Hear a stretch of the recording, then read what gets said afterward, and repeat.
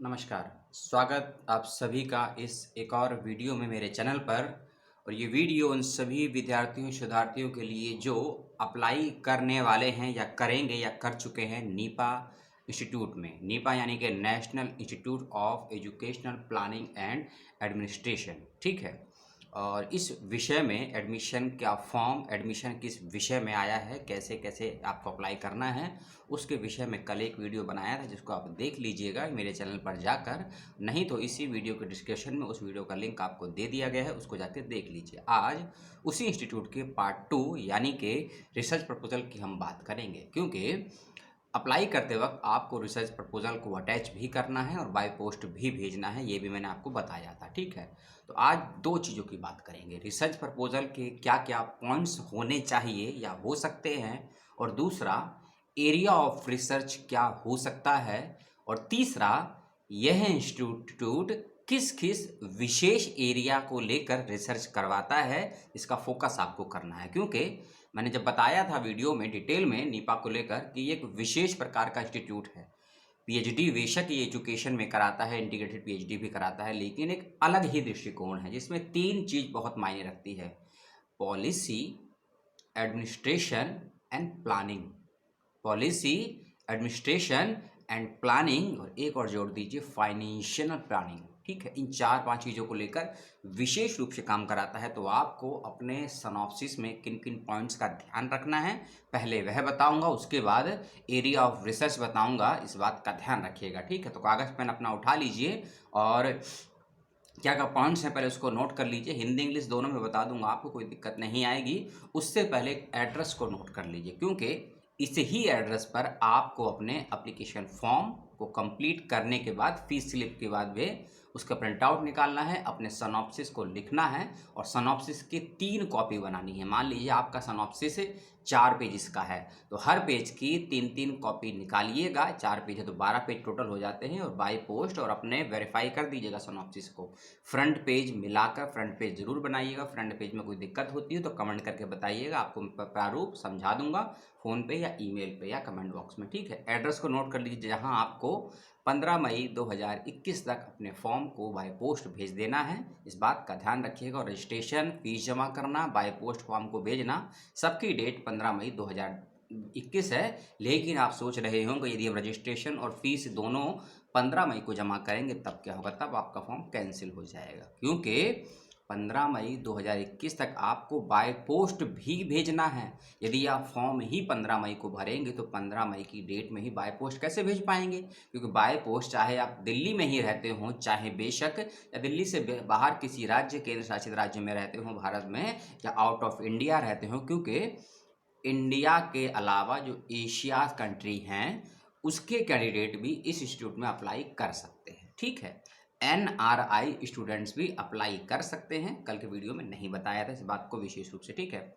Address है the registrar, national institute of educational planning and administration, कोष्टक यानी bracket में लिखिएगा नीपा, NIEPA ब्रैकेट बंद, उसके बाद 17B, श्री अरविंदो मार्ग, न्यू दिल्ली 110016 इंडिया।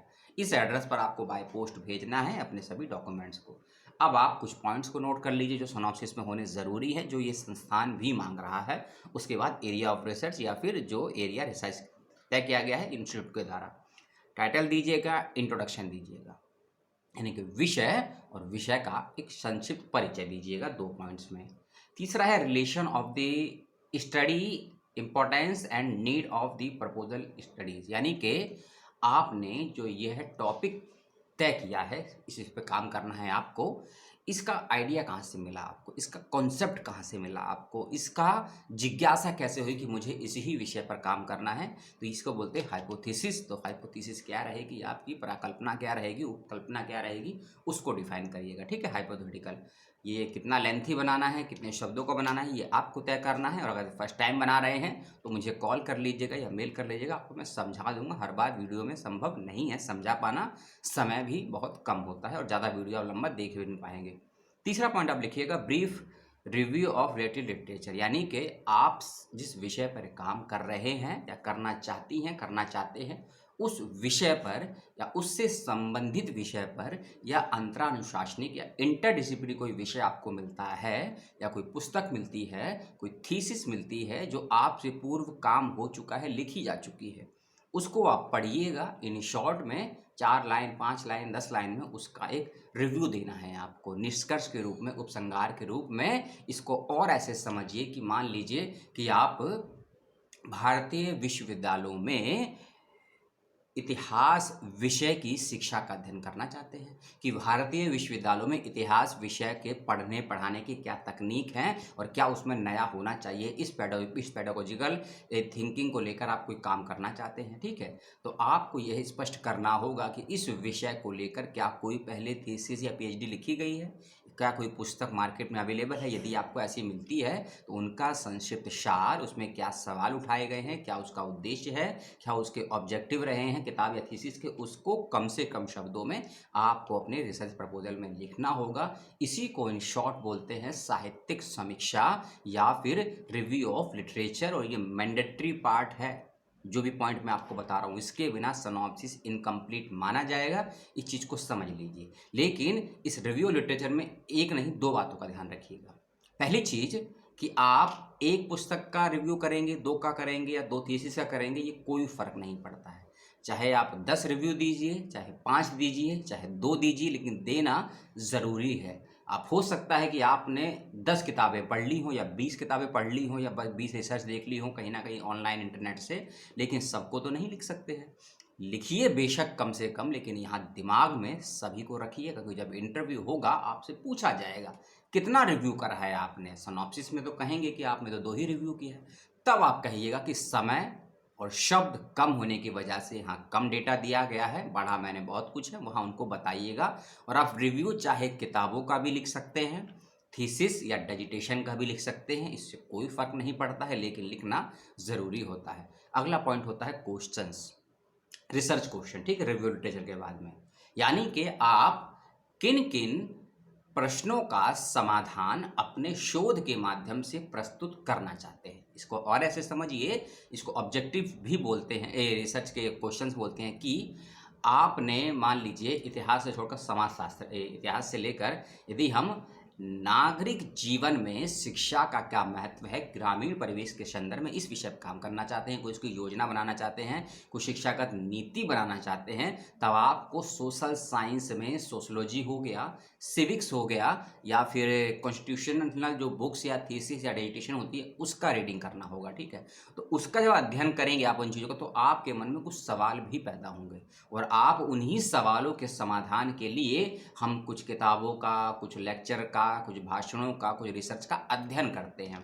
उसी प्रकार यदि आप इस विषय पर काम करना चाहते हैं तो आप इस विषय के माध्यम काम करने के बाद क्या सिद्ध करना चाहते हैं या फिर किन सवालों का जवाब देना चाहते हैं इंस्टीट्यूट को या अपनी रिसर्च के माध्यम से हर रिसर्च पढ़ने वाले पाठक को, इस बात का ध्यान रखिएगा। क्योंकि आपसे सीधा होगा कि मान लीजिए कि आप कह रहे हैं कि मैं खाना क्यों खाता हूँ, ये समस्या है, इसका समाधान क्या है, खाना खा लीजिए।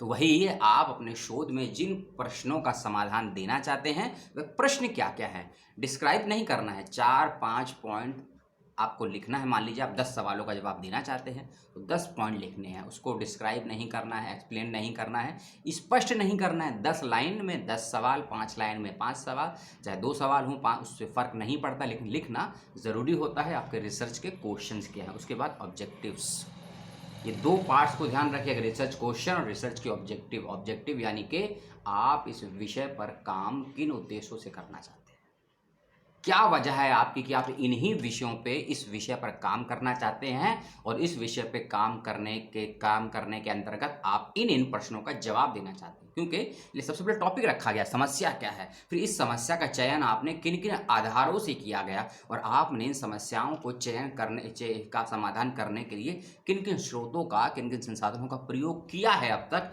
इसलिए रिव्यू ऑफ लिटरेचर रखा गया है। और उसके बाद आपके क्वेश्चंस कि आपके मन में क्या कोई नए सवाल पैदा हुए हैं रिव्यू लिटरेचर के अध्ययन करने के बाद, इन विषयों को लेकर उसके लिए रखे गए क्वेश्चन और इन क्वेश्चनों का समाधान करने का उद्देश्य क्या है, आप इन क्वेश्चनों के समाधान किस दृष्टि से और किन वजह से, किन कारणों से करना चाहते हैं। इसीलिए ऑब्जेक्टिव्स रखे गए हैं। उसके बाद एक और विशेष पार्ट आता है जो रिसर्च, इसके बिना अधूरी मानी जाती है। आप रिसर्च किस तरीके से करेंगे और उन तरीकों के चलने पर या उन तरीकों को प्राप्त करने के कौन कौन से मार्ग हो सकते हैं। जैसे कि आपको खाना खाना है हाथ से खाना खाना है, ये तरीका है। लेकिन हाथ से डायरेक्ट खाना है या चम्मच से खाना है या फिर किसी दूसरे के हाथ से खाना है। खाना खाना हाथ से है, ये एक चीज हो गई। लेकिन वही खाना आप 3 तरीकों से खा सकते हैं, अपने हाथ से, दूसरे के हाथ से और चम्मच से। 3 तरीके हो गए, पेट आपका तीनों से भरेगा। तो इसको कहते हैं इन शॉर्ट रिसर्च मेथोडोलॉजी। शोध की विधि क्या होगी, शोध की विधि को समझिए, खाना है। शोध की विधि को खाना समझिए, और एक होती है शोध की प्रविधि, खाने को किस किस तरीके से खा सकते हैं। मैंने 3 तरीके बताए आपको। तो इसीलिए आपकी विधि क्या है, वे आपकी विधि वैज्ञानिक है, आपकी विधि सामाजिक है, या आपकी विधि कहीं ना कहीं एक एक्शनात्मक है, एक क्रियात्मक है, एक्शन रिसर्च बोलते हैं, ठीक है। उस पर का, क्योंकि एजुकेशन विषय के और सोशल साइंस या सोशल वर्क या सोशल साइंस की अलग भाषाएं होती हैं, ठीक है। लिटरेचर की अलग होती है, लिंग्विस्टिक की अलग होती है, इतिहास की अलग भाषा होती है शोध की। तो ये एक्शन रिसर्च हो गया, ठीक है ना, वर्णनात्मक रिसर्च हो गया, डेटा संबंधित रिसर्च हो गया, क्योंकि प्लानिंग, एडमिनिस्ट्रेशन एंड पॉलिसी पे काम करता है। उसमें भी अगर फाइनेंस मैनेजमेंट को जोड़ दें, जब मैं आपको area of research, area of topic बताऊंगा जो ये संस्थान मांगता है, तब आपको चीज़ें और क्लियर हो जाएंगी, ठीक है। तो आप किस विधि से काम करेंगे और उस विधि को प्राप्त करने के लिए किस प्रविधि का प्रयोग करेंगे, इसका आप ध्यान रखिएगा, ठीक है। और इसी प्रविधि वाले पॉइंट्स में तीन मेजर चीज़ें आती हैं। टूल्स क्या बनाएंगे आप, इन्हें किन किन तकनीक का प्रयोग करेंगे। और यदि आप कोई ऐसा कार्य करना चाहते हैं जो मात्रात्मक है, क्वांटिटिव है, तो उसके लिए क्या कोई डेटा कलेक्शन, क्या कोई सैम्पलिंग, क्या कोई डेटा का एनालिसिस आप करेंगे तो किस प्रकार से करेंगे, उसकी भी जानकारी आपको इसी मेथोडोलॉजी वाले पोर्शन में प्रविधि के अंतर्गत, टूल्स के अंतर्गत करनी होगी। डिटेल में समझने के लिए कमेंट कर दीजिएगा, आपको बता दूंगा। वीडियो में ज़्यादा एक्सप्लेन नहीं कर पाऊंगा। उसके बाद आपको रेफरेंसेस की बात करनी है कि अपने शोध कार्य को पूरा करने के लिए आप किन किन पुस्तकों का, किन किन अखबारों का, किन किन वेबसाइट्स का, किन किन प्राइमरी सोर्सेज का, किन किन सेकेंडरी सोर्सेज का यूज़ करेंगे और करना चाहते हैं, उसकी एक लिस्ट बनाइएगा प्रॉपरली। वह लिस्ट 1 पेज की भी हो सकती है, आधे पेज की भी हो सकती है, 2 पेज की भी हो सकती है। लेकिन पेज को भरने के लिए, कलम को घिसने के लिए लिस्ट को लंबा चौड़ा मत बनाइएगा, क्योंकि इंटरव्यू में आपसे इस रेफरेंसेस लिस्ट के बारे में भी सवाल जवाब होंगे। इस बात का याद रखिएगा। जो भी आप सिनॉप्सिस में लिखेंगे, बकवास मत कीजिएगा। चाहे 2 पेज का बनाइएगा या 20 पेज का बनाइएगा, कोई फर्क नहीं पड़ता है, क्योंकि इंटरव्यू लेने वाला आपके कंटेंट पर गौर करेगा और उसमें आपने लिखा क्या है उसको लेकर सवाल जवाब से पता लग जाएगा कि आपने रेफरेंसेस के को लिखने के लिए लिखा है कि उसकी समझ भी है। आपने सिनॉप्सिस को एक समझ, एक उद्देश्य, एक दृष्टि से लिखा है, या आपने कॉपी पेस्ट करके लिख दिया है, किसी यूट्यूबर के कहने पर लिख दिया है, मेरे जैसे बकवास व्यक्ति के कहने पर लिख दिया है। इसलिए जो भी लिखिएगा अपनी समझ, अपनी बुद्धि और अपने विवेक का, वैसे तो कम है आप लोगों में, क्योंकि बहुत से ऐसे कमेंट भी आते हैं कि हमने पीएचडी का एंट्रेंस तो दे दिया है, अब क्या करना है हमको नहीं मालूम। इसीलिए फॉर्म भरना मुश्किल नहीं है, फॉर्म भरने से लेकर इंटरव्यू के बीच का जो समय है बड़ा डेंजरस है। आप फॉर्म भरने के बाद और इंटरव्यू के बीच में करेंगे क्या, एंट्रेंस की तैयारी करेंगे, सिनॉप्सिस की तैयार करेंगे, या किसी और विश्वविद्यालय के फॉर्म के भरने की तैयारी करेंगे, यही हमको नहीं पता है, ठीक है। ऐसे बहुत समझदार हैं आप, मुझे बता दीजिएगा। यह हो गए सिनॉप्सिस के सारे पॉइंट। कोई पॉइंट नहीं सुना हो कमेंट करके बता दीजिएगा, और प्रोस्पेक्टर का लिंक मैं आपको दे दूंगा इस वीडियो में, ठीक है, नीपा का। और वैसे तो लास्ट वीडियो में भी दिया था, आपने देखा ही होगा। अब कुछ और बात करते हैं, कुछ और बात से मतलब एरिया की बात करते हैं जो नीपा दे रहा है आपको। देखिए, ये तीसरा पार्ट है वीडियो का। Educational policy, educational planning, educational administration और एजुकेशनल फाइनेंस, ये 4 पॉलिसी यानी कि नीति क्या होगी, योजना क्या होगी, प्रशासन क्या होगा, और आर्थिक जो मंदी है ना, आर्थिक मंदी नहीं, सॉरी, आर्थिक समस्या है।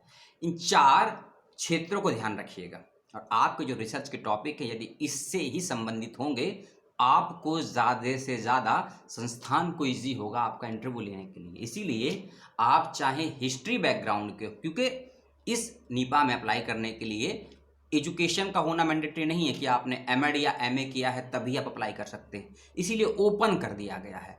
यदि आप सोशल साइंस के सब्जेक्ट के हैं, सोशल साइंस में चाहे आप एजुकेशन के हों, ठीक है, ह्यूमन राइट्स के हों, किसी रिलीजियस के हों, सोशल वर्क के हों, पॉलिटिकल से हों, आईआर से हों, सोशल वेलफेयर से हों, किसी किसी पीस स्टडीज से हों, रिसर्च से हों, एजुकेशनल से हों, ठीक है, गांधीयन से हों, यानी कि यदि कोई ऐसा विषय है जिनमें इन 4 चीज़ों का आप ये 4 में से किसी भी एक चीज़ का समाहार कर सकते हैं, समाहित कर सकते हैं अपनी रिसर्च के माध्यम से, चाहे पॉलिसी हो, प्लानिंग हो, एडमिनिस्ट्रेशन हो या फाइनेंस हो, तब आपको 100% एडमिशन मिल जाएगा यदि आप एंट्रेंस और इंटरव्यू दोनों क्वालिफाई करते हैं तो।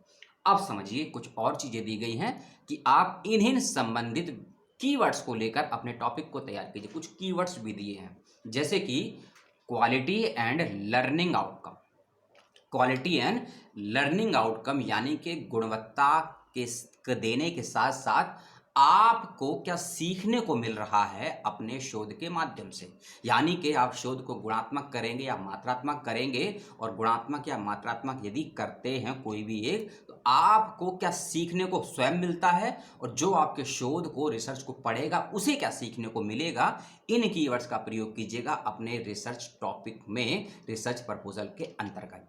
कुछ और कीवर्ड दिए गए हैं, इक्वलिटी, डाइवर्सिटी एंड इंक्लूसिव, यानी कि क्या कुछ नया देना चाहते हैं या कुछ जो मौजूद है उसको नए दृष्टिकोण से पढ़ना चाहते हैं या बतलाना चाहते हैं, या फिर कुछ इस आज की 21वीं शताब्दी में आप क्या कोई नया दृष्टिकोण रखते हैं किसी समस्या के समाधान के लिए, या किसी समस्या के प्रारूप को नए तरीके से प्रेजेंट करने की आप में क्षमताएं हैं। यदि ऐसी दृष्टि है तब आप इन कीवर्ड्स का प्रयोग जरूर कीजिएगा।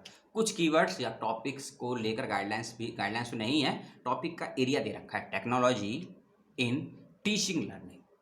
इसको समझिए। अब स्मार्ट क्लास की बात करते हैं, स्मार्ट टीचिंग की बात करते हैं। 21st सेंचुरी में हम वर्ल्ड के लेवल पर कम्पीट करने की बात करते हैं तो आपको टेक्नोलॉजी के पास जाना ही होगा। ही शब्द है मैंडेटरी। बिना टेक्नोलॉजी का यूज़ करे हुए आप अपना समय और अपना मनी नहीं बचा सकते हैं। यदि आप टेक्नोलॉजी का प्रयोग करते हैं तो अपना समय भी बचा सकते हैं, पैसा भी बचा सकते हैं, और एक समय में अधिक से अधिक लोगों तक आपका इंफॉर्मेशन प्लस नॉलेज दोनों पहुंचा सकते हैं, और आप लोगों को नया सिखा भी सकते हैं, नया सीख भी सकते हैं एक ही समय में, एक ही स्थान पर रहते हुए। उसके लिए आपको टेक्निक्स, टूल्स और टेक्नोलॉजी का प्रयोग करना होगा।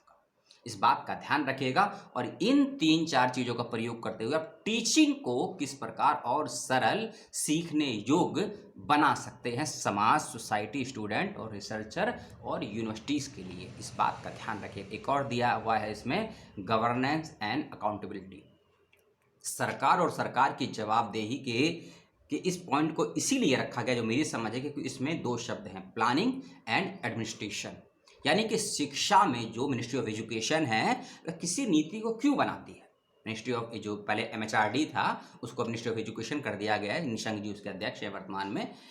प्लानिंग क्या है, किसी भी देश, किसी भी राज्य, किसी भी प्रदेश में एजुकेशन सब तक पहुँचे सरल तरीके से, सहज तरीके से, और कम से कम समय में अधिक से अधिक लोगों तक पहुँचे, और सभी के लिए समान रूप से पहुँचे। इसके लिए आपके पास क्या कोई प्लानिंग है, कोई पॉलिसी है, और कम से कम रुपयों का प्रयोग करते हुए, इसलिए शब्द जोड़ा गया ना, एजुकेशनल फाइनेंस, इसीलिए जोड़ा गया। इसीलिए नीपा ने आपको एरिया ऑफ रिसर्च भी दिया है, उस एरिया ऑफ रिसर्च से संबंधित कुछ कीवर्ड्स दिए हैं, सिनॉप्सिस का पूरा प्रारूप दिया है, जिसकी बात मैंने इस वीडियो में आपसे की।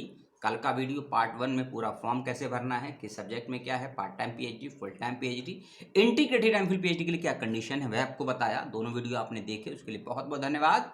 मिलूंगा किसी और दिन, किसी और समय, किसी और विषय के साथ बहुत जल्द। और आज से बनारस हिंदू यूनिवर्सिटी के इंटरव्यू जो पोस्टपोन हो गए थे फिर से हो रहे हैं स्टार्ट। अपने अपने सब्जेक्ट के अकॉर्डिंग तैयारी कीजिएगा, और कोई समस्या सवाल हो उसको लेकर तो पूछिएगा। और नीपा को लेकर जो मैंने दोनों वीडियो बनाए, पहला वीडियो लगभग वह भी 20-22 मिनट का था, और ये वीडियो भी लगभग 20 मिनट का है। इन्फॉर्मेशन देता नहीं हूँ मैं आपको, ना ही नॉलेज देता हूँ, ना ही मैं आपको कुछ समाचार पत्र पत्रिकाओं की खबरें पढ़कर सुनाता हूँ। एक रिसर्चर हूँ।